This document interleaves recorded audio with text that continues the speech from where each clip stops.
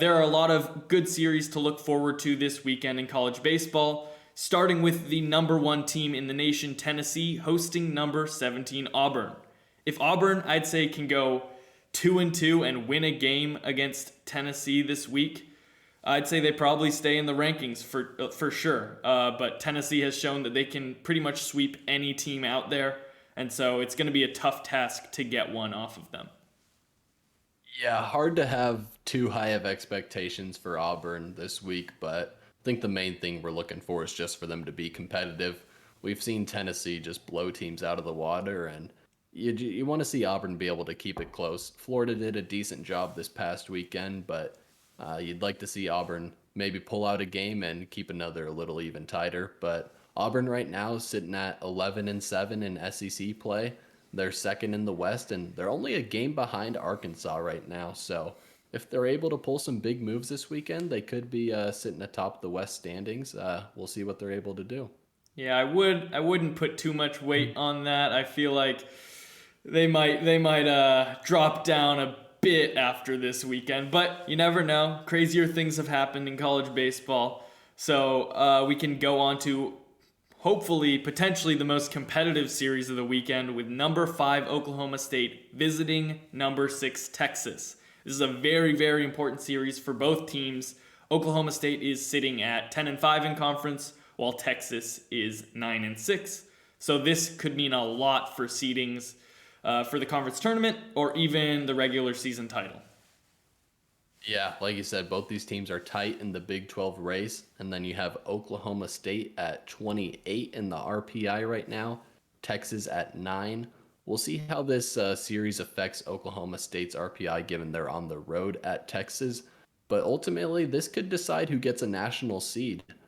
Texas sitting at 9 right now. If they win this series, they're probably jumping in the top 8 in the RPI, and they're looking good to host a top 8 seed. But Oklahoma State, on the other hand, sitting at 28 in RPI, gonna want to get it higher in order to get a top 8 seed, and they certainly could do that winning 2 out of 3 or sweeping on the road at Texas. Definitely, and we can stay in the top 5 rankings with number 3 Miami going and visiting Georgia Tech, which looks to be potentially another trap game for Miami, similar to the series at Virginia Tech.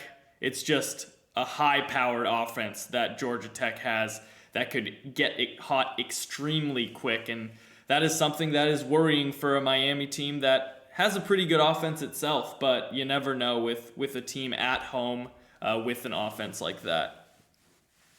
Yeah, the Miami pitching staff looked good against Virginia a couple weeks ago and then followed it up, just giving up a ton of runs to that Virginia Tech offense.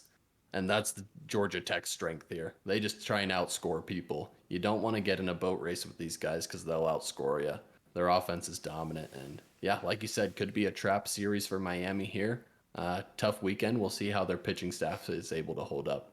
Yeah, and we can stay in the ACC for another very, very good matchup with number 16 Virginia Tech going to number 14 Virginia.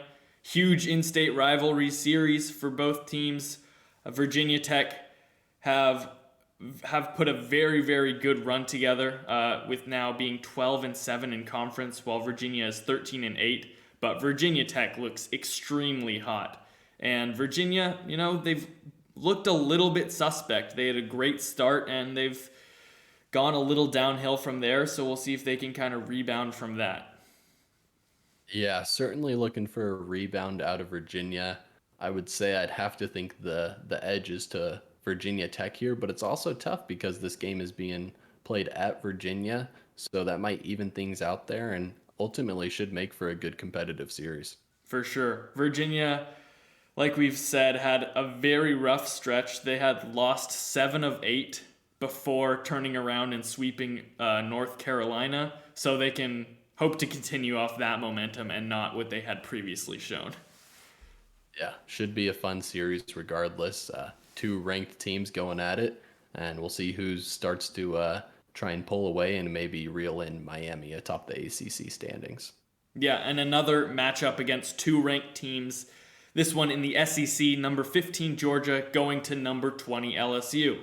Another big, big game for both I mean, this will pretty much determine who is right now the third best team in the ACC potentially, or in the SEC. If LSU can do it, they'll probably jump a lot of their competition with other SEC teams, and so this could really separate them from the surroundings. Yeah, Georgia's sitting at 11-7 in SEC play, while LSU is at 10-8, both in that little middle of the pack to top stretch teams trying to separate themselves. And the series winner here could potentially be hosting. So probably some big implications here in this series. And both teams, like you said, trying to pull away in the SEC and solidify themselves as one of the top couple teams. For sure. And we can now go to another double-ranked matchup in the SEC with number 19 Texas A&M going to number 18 Vandy. I think we had a pretty hard time deciding who should be above who in the rankings this week, but luckily it doesn't really matter because it'll be determined this week. Yeah, Texas A&M sitting at 10-8 in SEC play. Vandy at 9-9. Vandy sitting at 8 in the RPI right now, which is great for looking to host, but 9-9 in SEC play isn't looking great. They need to start winning some series and get above 500 in SEC play. Otherwise, I'm not sure how much that RPI is going to matter. It's tough to host if you're only 500 in conference. For sure. We can now go to, I'd say, the biggest non-conference game or series this weekend, which is number 11 TCU at Florida State. Florida State is just another one of those ACC teams that are up and down on that roller coaster, like we've said, and they really need to step up their game. They look like a lock to be ranked one week, and then they drop out, and they're an outsider looking in with a lot to do the next week. So hopefully they can do that against TCU, who is one of the hottest teams in the nation. So it'll be a very tough task for that Florida State team. Luckily, it's at home, so they have that little edge. But TCU has shown that they can go to a stadium and come out with some wins. Yeah, Florida State on a bit of a downward trend right now, but this is a big spot for them. They're at home against TCU, and TCU's coming off 3 straight big series, and now they got a non-conference series.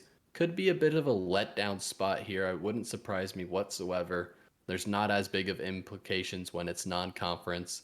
Doesn't impact those conference standings, and so there's a big spot for Florida State to get some quality wins and potentially get back into that rankings conversation, whereas TCU's really solidified themselves as one of the top teams in the country. So we'll see what happens here. Yeah, it is definitely a potential trip-up spot for TCU just because they have faced so many good teams in conference recently. So facing a decent or a good team in Florida State could show that they were a little bit too overconfident or just weren't mentally prepared for a series that just doesn't have that same kind of implications like you said. Certainly. Yeah, should be a competitive series regardless, and we're looking forward to it. Yeah, for sure. I think the last series that I want to touch on is from the mid-majors with Coastal Carolina going to number 25 Georgia Southern.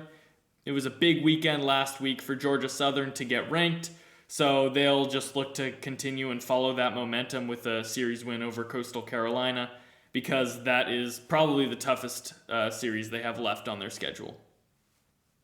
Yeah, like you said, probably the best weekend they have left to prove themselves. Georgia Southern hasn't had too many great weekend opponents this year, but nonetheless, they sit at number 3 in the RPI. This is a big series if they're able to win it, which they should, and hopefully sweep it. That could put them in a spot to potentially host. It's surprising to see them this high in the RPI, but they got to win every game possible in order to not falter against these weaker opponents. Yeah, for sure. I mean, Coastal Carolina has put together a decent stretch for a few weekends, but Georgia Southern, to be a step ahead, needs to do very well this weekend and for the future to be able to look at a hosting spot.